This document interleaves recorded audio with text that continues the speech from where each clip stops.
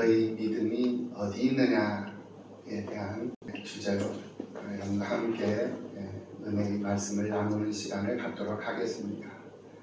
지난 주일에 예수님께서 남편을 잃고 하나밖에 없는 아들마저 죽어서 마지막 죽음의 행렬 속에서 절망적인 눈물을 흘리고 있는 과부에게 울지 말라라고 말씀하시면서 죽은 아들을 살려 과부에게 보내며 연약하고 힘없는 절망 가운데 빠져있던 그 과부에게 소망을 주셨던 그 장면을 우리는 분명히 보았습니다.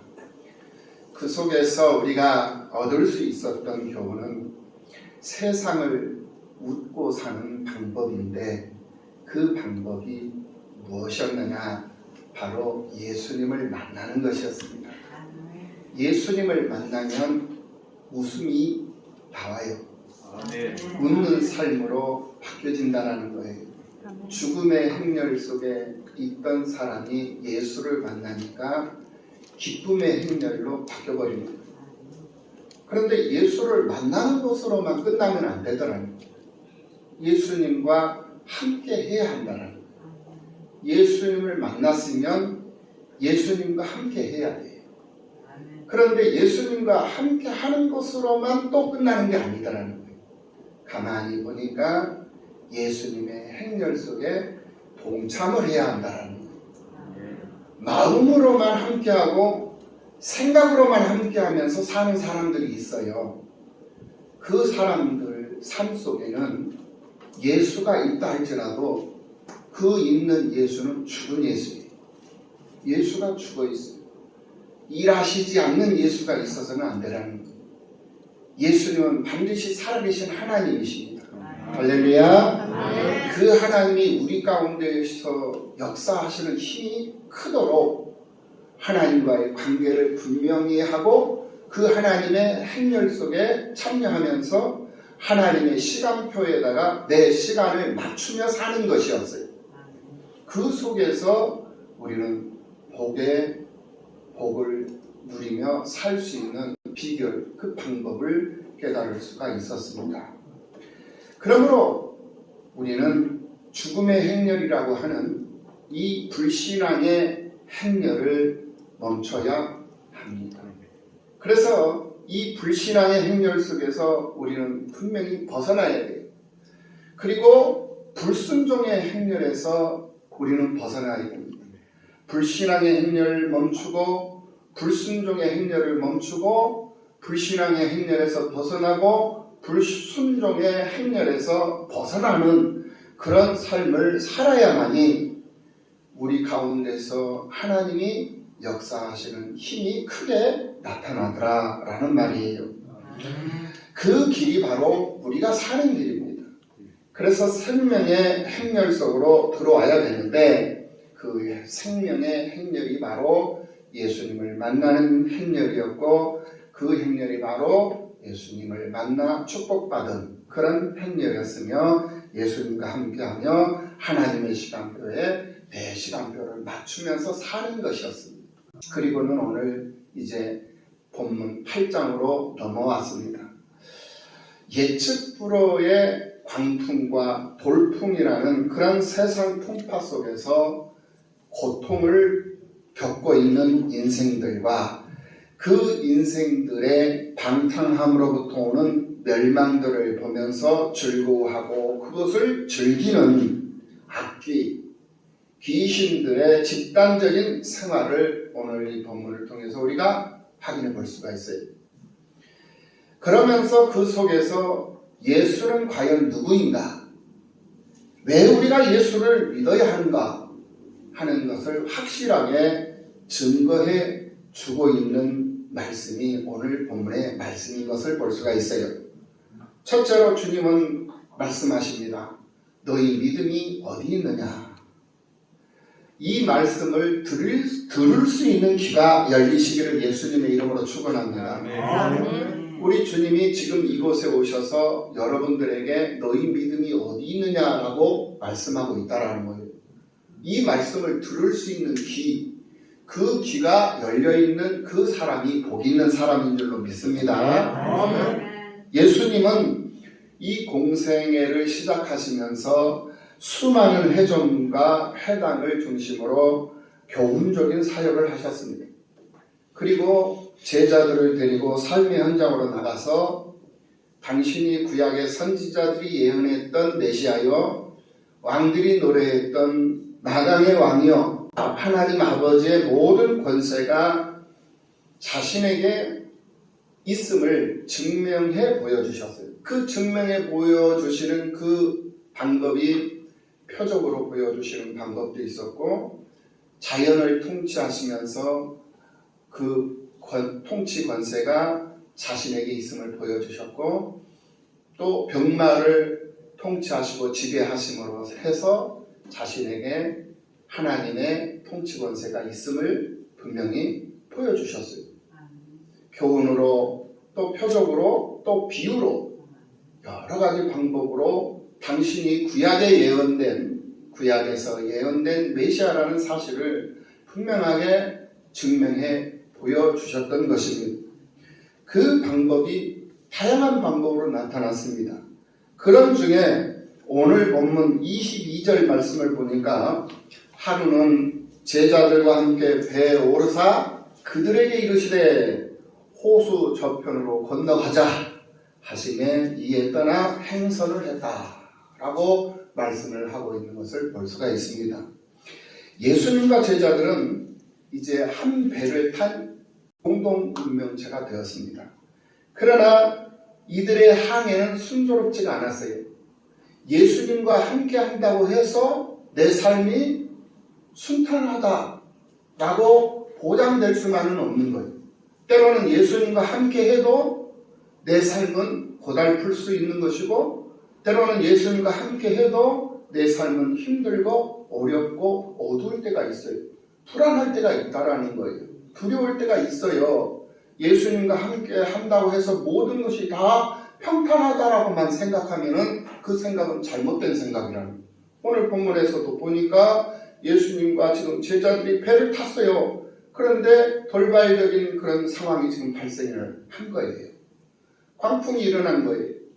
제자들이 지금 두려워하고 떨고 있습니다. 세상 풍파가 언제든지 우리를 두렵게 할 수 있는 세상이 바로 우리가 살고 있는 이 세상이라고 하는 바다예요.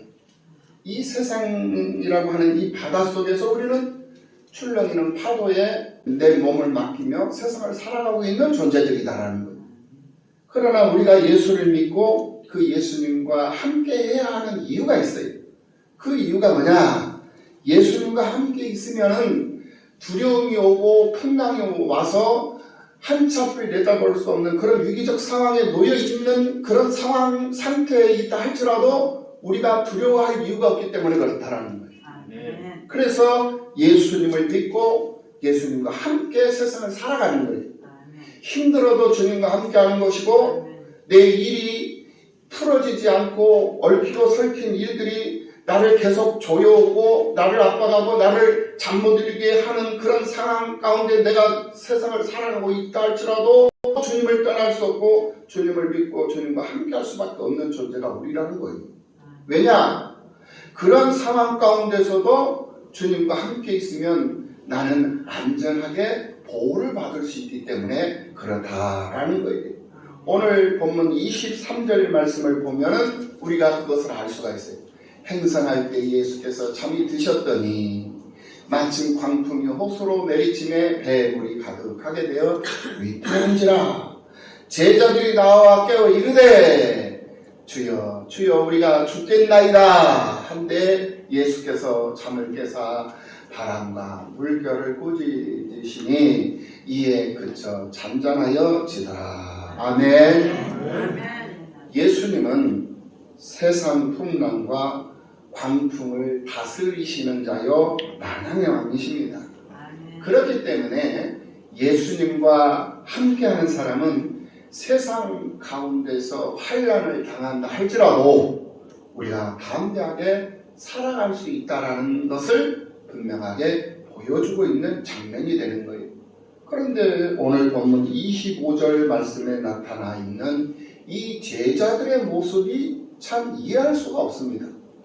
25절 말씀을 봅니다. 제자들에게 이르시되 너희 믿음이 어디 있느냐 하시니 그들이 두려워하고 놀랍게 여겨 서로 말하되 그가 누구이기에 바람과 물을 명하며 순종하는가 하더라 라고 말씀을 하고 있는 것을 볼 수가 있어요. 참 답답한 노릇 아니겠습니까? 다른 사람들도 아니고 지금 이 사람들이 누구예요? 바로 제자들이에요. 그런데 예수님의 제자들이 지금 예수님이 누구인 줄 알고 있어요? 모르고 있어요? 그가 누구이기에 바람과 물을 명하며 순종하는가? 모르고 있다라는 말이에요. 참 답답한 일 아니겠어요? 지금 예수님의 제자라고 하면서 예수님을 따라다니고 있는 인간들이야. 그런데 지금 그 인간들이 예수님을 모른대. 지금 현재 광풍을 잠재우면서 제자들을 편안하게 두려워하는 그 마음, 그 심령들을 안심시켜 줬는데 오히려 그를 노래하고 찬송하는 것이 아니라 그가 누구이길래? 라고 오히려 의문을 갖는 이런 제자들의 모습이 지금 등장하고 있다는 거예요. 어쨌든 예수님을 알고 따르든 모르고 따르든 그것이 중요한 거예요. 따르고 있다라는 그 자체가 중요한 건 사실입니다. 그런데 기왕에 예수님을 따르는 사람이라면 예수님을 모르고 막연하게 따라가는 것보다는 예수님을 알고 따라가는 것이 더 낫지 않겠느냐 이 말이에요. 그런데 지금 제자들은 그것을 모르고 지금 따라가고 있는 거예요. 왜 이러한 상황이 지금 발생이 되고 있느냐? 예수님의 제자로 따랐던 이 사람들은 자신의 목적이 있었어요. 예수를 믿은 이 사람들, 오늘날 우리들도 마찬가지. 예수를 믿는 사람들의 삶을 가만히 들여다보면 자신의 목적을 이루기 위해서 목적을 두고 예수를 믿는 사람들이 많다라는 거예요. 지금 이 제자들도 그랬어요. 자기의 이익을 얻기 위해서 지금 예수를 따르고 있다는 거예요. 예수가 누구이고 이거는 중요하지 않았어요. 자신에게 무슨 유익이 있는가 이것이 중요했던 거예요. 예수를 따름으로 인해서 그들이 한 자리 차지할 심정으로 예수님이 자연을 다스리시고 병마를 다스리시고 또 귀신 들린 자를 다스리시고 세상 주관자들을 다스리시는 그런 모습들이 대단하거든요. 여간 대단한 게 아니에요. 이분의 수중에 들어가면 이제 뭔가 근사한 일들이 벌어질 것이고 그런 일들이 벌어지면 어떤 귀한 자리 한 자리 정도는 내가 차지할 수 있을 것이다 라는 그런 막연한 기대 심리, 그런 막연한 출세의식, 그런 것을 가지고 지금 예수님을 따르고 있다는 거예요. 그래서 예수님께서 제자들을 훈계하시면서 너희 믿음이 어디 있느냐 라고 지금 말씀하고 있는 것을 볼 수가 있습니다. 오늘 우리들은 어떻습니까 여러분? 예수 믿고 예수가 그리스도 되심을 알아가는 기쁨보다는 하나님의 은혜를 감격하면서 30배, 60배, 100배의 믿음으로 하나님 앞에 반응하고 하나님 앞에 응답하기보다는 나 중심적인 내 이익과 내 문제 해결만을 위한 그런 믿음, 그런 육체적인 그런 믿음으로 지극히 제한적이고 이성적인 그런 신앙생활을 하고 있지는 않는가. 한번 내 스스로를 살펴보자는, 내가 신앙생활을 하고 내가 교회 생활을 하고 내가 믿음 생활을 하는 그 목적이 무엇이고 그 내용이 무엇이냐 말이에요. 나 자신의 이익만을 추구하기 위한 하나의 신앙생활은 아닌가. 그런 신앙생활이라면 우리는 그 신앙생활에서 우리는 벗어나야 돼요. 거듭나는 역사가 있어야 될 줄로 믿습니다. 아무리 힘들고 어려운 일을 내가 지금 감당하고 있다 할지라도 그 어려운 상황 가운데 내가 놓여 있다 할지라도 버거운 그런 일을 내가 지금 현재 감당하고 있다 할지라도 하나님을 기쁘시게 하는 일이라면 그 일이 내게는 즐거움이 되어야 된다. 우리의 믿음이 이렇듯 눈에 보이는 믿음이 되어서는 아니 되겠기에 사도 바울은 고린도후서 4장 18절 말씀에서 말씀하고 있습니다. 우리가 주목하는 것은 보이는 것이 아니라고 말합니다. 우리가 주목하는 것은 보이는 것이 아니요 보이지 않는 것이니 보이는 것은 잠깐이요 보이지 않는 것은 영원함이라 라고 말씀하고 있는 것을 볼 수가 있습니다. 그러므로 우리는 보이는 것에다가만 마음과 믿음을 두지 말고 보이지 않는 것에다가 영원한 하나님 나라에다가 우리의 믿음을 두고 우리의 마음을 두고 주님의 말씀을 사모하는 그러한 믿음으로 세상을 사는 그런 믿음의 사람들이 되어야 한다는 거예요.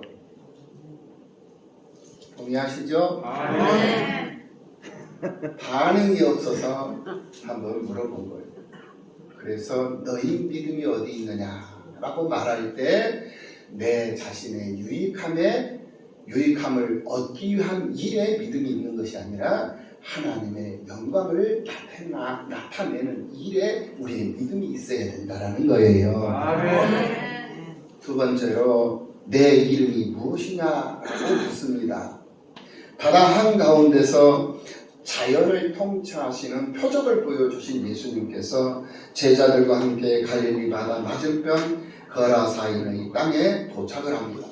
그런데 그 지역에서 살고 있는 벌거벗은 채로 무덤 사이에서 살고 있는 귀신 들린 사람을 만나게 됩니다. 28절에서 오늘 보면 28절에서 귀신 들린 자가 예수를 보고 부르짖으며 그 앞에 엎드려 큰 소리로 불러 이르되 지극히 높으신 하나님의 아들 예수여 당신이 나와 무슨 상관이 있나이까 라고 말을 하고 있는 것을 볼 수가 있습니다. 지극히 높으신 하나님의 아들 예수여. 귀신 들린 자가 지금 예수가 누구인지 정확하게 알고 있다는 거예요. 예. 이 귀신들은 영물이잖아요. 영물이기 때문에 영은 영을 알아봅니다.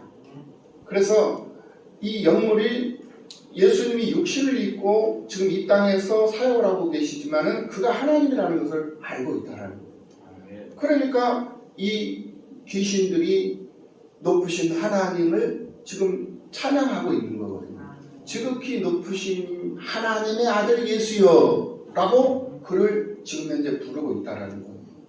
그런데 우리 하나님은 더러운 귀신들의 찬양은 받지 않는다는 거예요. 그들의 영광은 하나님이 절대 사절을 해요. 받지 않으셔요. 그러니까 당신이 기뻐하시는 사람들의 영광을 받으시지 당신이 기뻐하지 않는 사람들의 영광은 하나님이 받지 않으신다는 거예요. 이걸 알아야 돼요.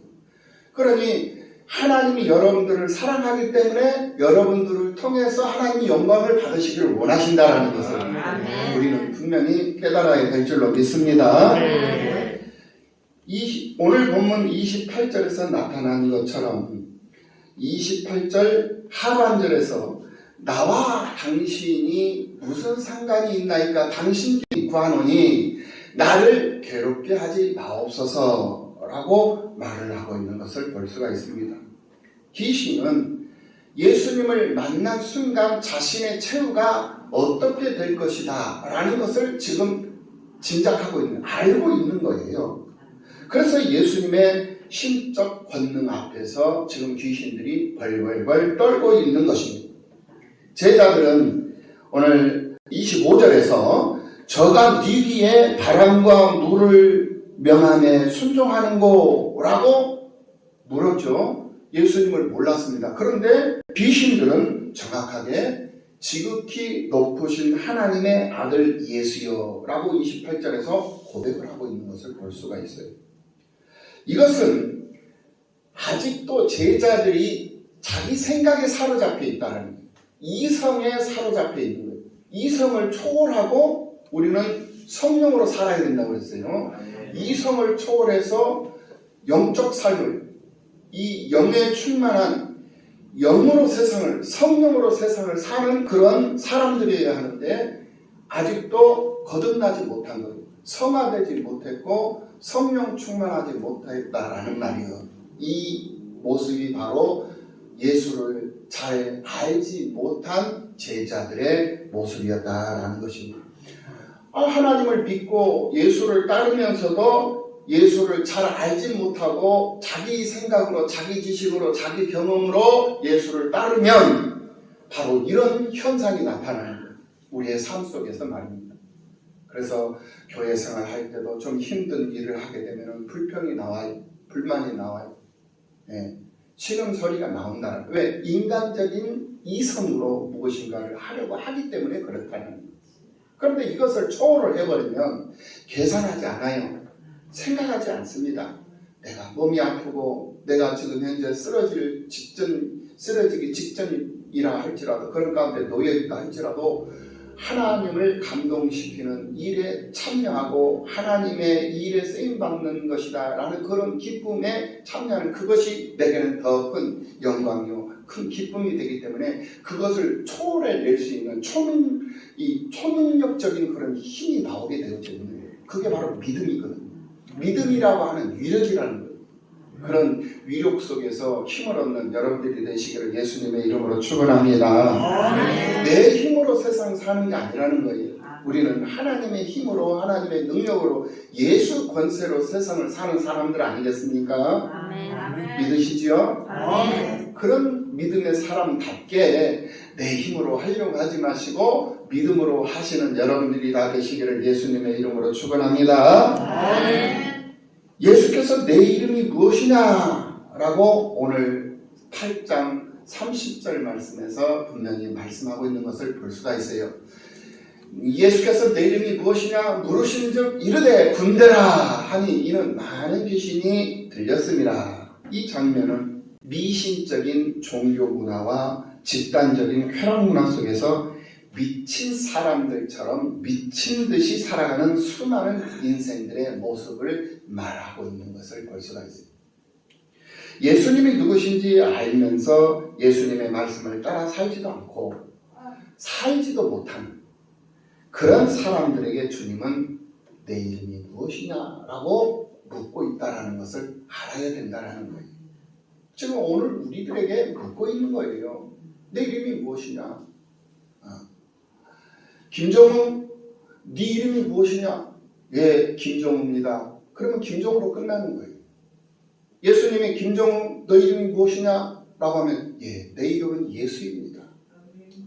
이 고백이 나와야 돼요. 예. 우리 한올 전도사에게 내 이름이 무엇이냐? 예, 김한올입니다. 하면 인간 김한올로 끝나버려요. 내 이름이 무엇이냐? 예, 내 이름은 예수이십니다. 그런 이성을 초월한 그런 믿음의 사람으로, 영적인 사람으로 세상을 살아가는 그 사람이 세상이 감당하지 못하는 사람이 되는 거예요. 그러니까 우리가 예수 앞에 딱 설 때 심판을 받죠. 근데 예수 앞에 서서 심판을 받을 때 누구의 이름으로 심판을 받느냐? 예수 이름으로 심판받는 거예요. 내 이름으로 심판받는 게 아니에요. 그러니까 이제는 내가 예수를 믿었죠. 예수를 믿는 그 순간부터 이제는 내가 사는 게 아니에요. 내가 사는 것이 아니라 나를 사랑하사 나를 위하여 자기 몸을 버리신 예수 그리스도를 믿는 믿음 안에서 사는 것이라. 아멘. 그것이 내 모습이다라는. 아멘. 그러니 힘들고 어려운 하나님의 일을 하는 데 있어서 힘들고 어려운 것은 있을 수 없는 거예요. 다 초월이 되는 거예요. 그것을 능가할 수 있는 그러한 존재가 되어버린다는 거예요. 만약에 그것이 그렇게 되어지지 않는다면 아직도 그 사람은 오늘 본문에 나타나 있는 이 예수를 알지 못한 제자들의 모습과 같은 거예요. 그가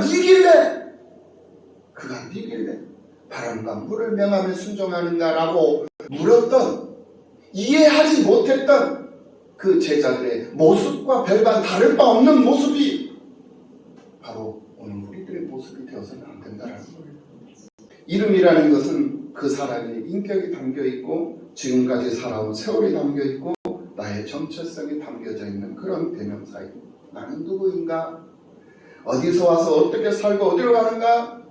로마서 11장 36절 말씀을 보면은 이는 만물에게서 나오고 주로 말미암고 주에게로 돌아갑니다.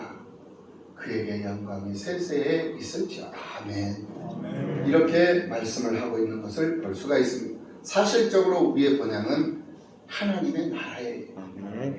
그런 정체성을 가지고 당당하게 세상을 살아야 할 우리들이 하나님이 창조하신 고유의 형상을 따라 살지 못하고 왜 자꾸 사탄 마귀들의 악기들의 흉내를 내려고 하느냐 이것입니다. 악기들은 불신앙의 행렬 속에 있는 존재들이고 악기들은 불순종의 행렬 속에 있는 존재들입니다.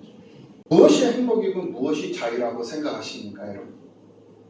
사람들이 왜 세상 노예로 살아가고 미신적인 종교 행위에 미쳐서 자기의 마음을 빼앗기냐 이거예요. 그것은 예수님을 알면서도 예수를 믿지 못하고 예수님을 안다 하면서도 예수님의 뜻을 따라 살지 못하기 때문에 그런 거예요. 세 번째로 하나님이 내게 행하신 일을 고하라 라고 말씀하고 있는 예수님의 모습을 볼 수가 있습니다. 귀신 들렸던 사람이 제 정신을 차린 것에 대한 사람들의 반응입니다. 오늘 본문 34절 이하 37절의 말씀입니다. 치던 자들이 그 이루어진 일을 보고 도망하여 성내와 마을에 알리니 사람들이 그 된 것을 보러 나와서 예수께 이르러 귀신 나간 사람이 옷을 입고 정신이 온전하여 예수의 발치에 앉아있는 것을 보고 두려워하거늘 귀신 들린 자가 어떻게 구원받았는지를 본 자들이 그들에게 이르매 거라사인의 땅 근방 모든 백성이 크게 두려워하여 예수께 떠나시기를 구하더라. 사람들은 한 영혼의 회복을 기뻐하지 않았어요. 관심이 없었어요. 귀신 들린 사람이 정신을 차리고 건강을 되찾았던 그 일에 기쁨을 둬야 할 사람들이 그 한 영혼의 회복에 마음도 없었고 관심도 없었다라는 것. 그들은 처음부터 다른 사람의 아픔과 고통에는 전혀 관심이 없었던 거예요. 그저 자기만 잘 되면 되는 거였어요. 자기만 잘 되면 그만인 거예요. 기적이 나타나면 사람들이 예수를 잘 믿을 것이다 라고 생각을 하죠. 그런데 가만히 보니까 성경에는 기적과 이적을 보고 예수를 믿었다는 사람들이 나타나 있잖아요. 다만 기적과 이적을 보고 신기하고 놀랍게 여기더라. 신기하게 여기고 놀랍게 여겼을 뿐이에요. 이것은 끝까지 구경꾼으로 남아있는 것이지, 남았을 뿐이지 그들이 믿음의 사람으로 신앙 안으로 들어오지는 못했다라는 거예요. 구경꾼으로 끝나버린 거예요. 보고 그냥 신기하다, 참 놀랍다, 그것으로 끝나버린 거예요. 그래서 귀신을 쫓아낸 표적을 보고도 마을 사람들의 두려움은 하나님을 찬양하는 것도 아니었고 하나님께 경배하는 것이 아니라 오히려 자기에게 손해가 올까 봐서 예수님에게 자기를 떠나기를, 자기 마을을, 자기 지방을 떠나기를 권고했던 거예요. 이게 바로 이성으로 세상을 살아가는 사람들의 모습이에요. 그래서 그들은 예수님이 자기들의 마을을, 자기들이 살고 있는 지역을 떠나도록 구했던 거예요. 자신들의 형제가 귀신에게서 해방되었다는 기쁨보다는 자기들에게 어떤 해가 돌아올까 봐서 그런 걱정 때문에 예수님을 영접하지 못하고 오히려 예수님이 자기를 떠나기를 원했던 거예요. 그런데 귀신이 나간 사람, 이 귀신이 나간 사람의 반응은 어떻습니까?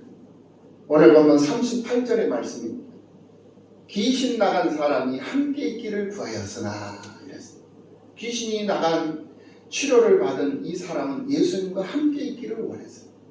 그런데 예수님께서는 그와 함께 있기를 원하는 그를 보내셨어요.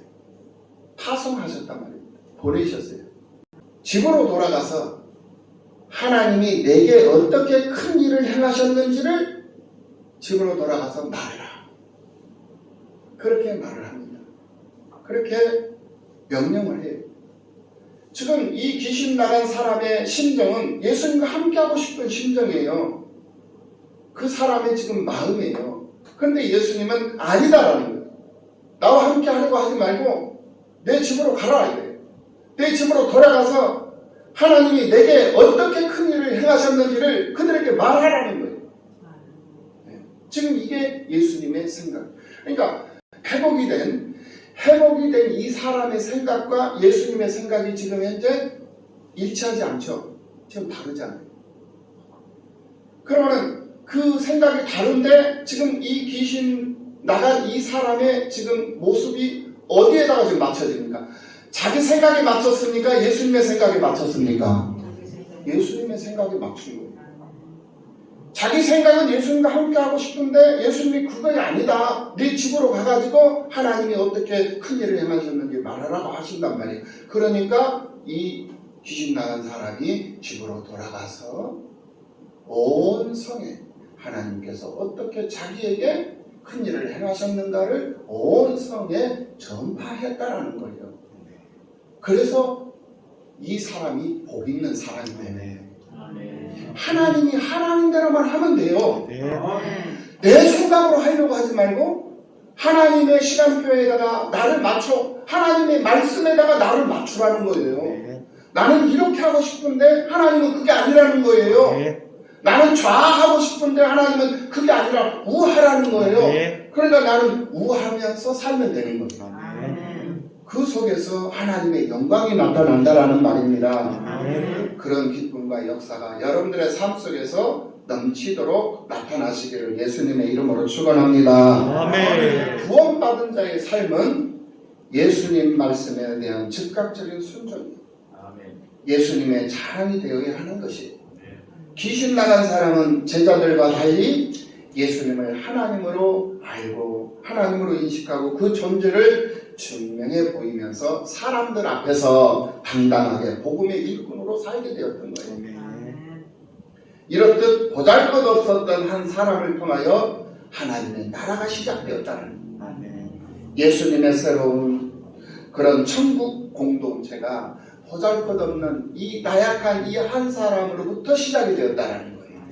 오늘 우리들도 또한 우리들의 생명이 되시고 기쁨이 되시는 예수를 잊어버리고 자기의 자유를 위해서, 자기의 유익을 위해서, 자신의 즐거움과 자기 배부름을 위해서 미친 사람처럼 그렇게 미친 듯이 살고 있지는 않는지 내 스스로를 한번 되돌아보고 회개하는 그러한 결단이 있는 시간이 되어야 할 줄로 믿습니다.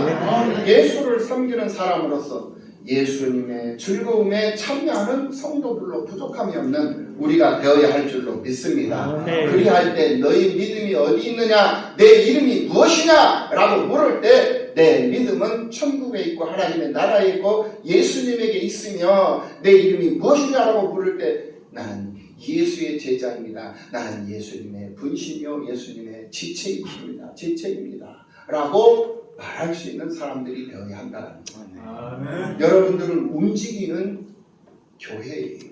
움직이는 교회. 네. 여러분들이 어디를 가든지 여러분들은 다 교회예요. 네. 우리 교회 예전에 지금은 시골에서 계시는데요. 이사는 안 했는데 노모님들이 시골에 농사를 짓고 그래서 노모님들을 돌보면서 이렇게 모시면서 계시는 장로님이 한 분이 계셔요. 아시는 분들 많이 아실 거예요. 근데 그 장로님이 간증이 나는데 어머니가 논에 가서 일을 하면 그 모내기 같은 걸 그렇게 다 갖다 주고 막 한다고요. 그런데 조금 동작이 좀 느리잖아요. 그러면 교회에서는 그렇게 기도도 참 많이 하고 교회에서는 그렇게 인자하시는 어머니인데 밭에만 갔다 오면 노래만 갔다 오면 얼마나 사나운지 이 호랑이 물어가려고 막 어찌 빨리빨리 안 갖고 오고 못하냐 이 썩을 놈아 하면서 막 그러는데요. 아따 어머니 좀 욕 좀 하지 마시오. 뭐 권사가 돼가지고 뭔데 그렇게 한다요. 야 이놈아 이 밭에서도 권사냐? 나는 여기서 밭에서 권사 아니오. 그런 겁니다. 근데 아니요 여러분. 네. 만약에 목사님이 그런다고 해봐요. 시험 들잖아. 권사님 그러면 시험 안 들고 목사님이 그러면 시험 들고 그럼 잘못된 거지. 다 똑같은 거예요. 그러니까 목사님도 교회에서도 목사님이고 밖에 나가서도 목사님이어야 되죠. 그러죠. 그렇게 살아야 되죠. 네. 그러면 여러분들도 마찬가지예요. 우리 강성우 안수 집사님, 우리 나눔과 성경교회에서만 하는 안수 집사님은 아니요. 밖에 나가서도 안수 집사하고 살아야 된다니까. 아멘? 아멘. 아멘이요. 그럼 어떻게 해야 돼? 밖에 나가서도 허튼 짓 하면 안 돼. 그럼 비난의 대상이 되는 거예요.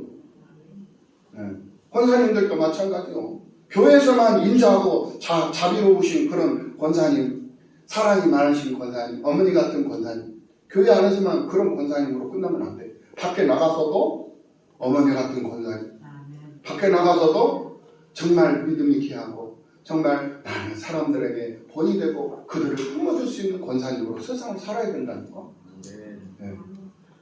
우리 최영태 집사님, 교회 안에서만 오늘 아침에 우리 강동구 집사님하고 최영태 집사님 딱 오는데 빗자루 가지고 낙엽을 쓸고 계시고 이야 너무너무 감동을 받았습니다. 그 모습이 하나님 기뻐하시는 모습이에요. 교회에서만 그런 모습이 아니라 현장에서도 공사판 현장에서 그 모습이 보여야 한다는 네, 권사로 살아야 되고 집사로 살아야 되고 장로로 살아야 되고 목사로 사는 거예요.